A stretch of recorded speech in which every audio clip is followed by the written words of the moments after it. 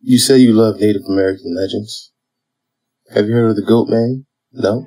Then please allow me to enlighten you. I heard the legend when a power outage on our reservation made us decide to have a fire. As we all know, nothing goes better with a good fire than a good story. That was where I learned about the Goatman. The legend goes that they shapeshift. They love human forms most of all, which is what makes them so dangerous.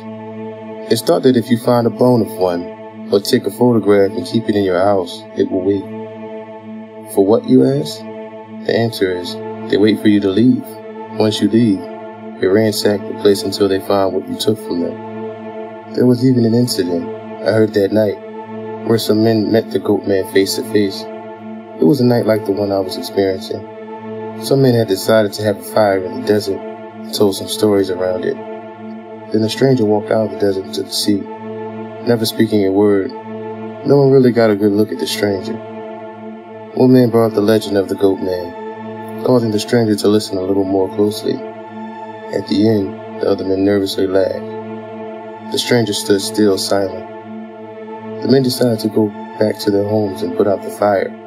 They didn't have enough room for the stranger and figured he could hitchhike back to town. They had just left when they saw something chasing after their truck. Afraid they sped up, the pursuing thing sped up as well. When they reached the truck, they flipped it over and dragged 3 men off into the night. What happened to them, you ask?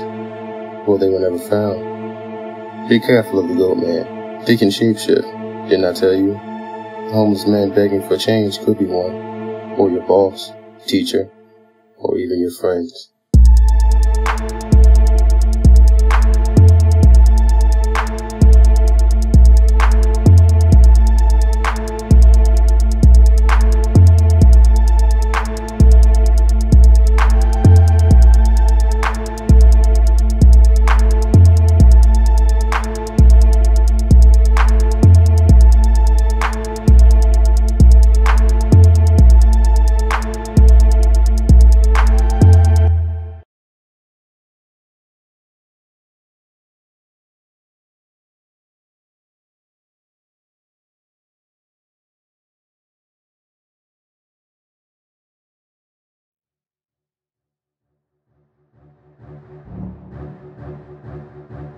The eye of the storm.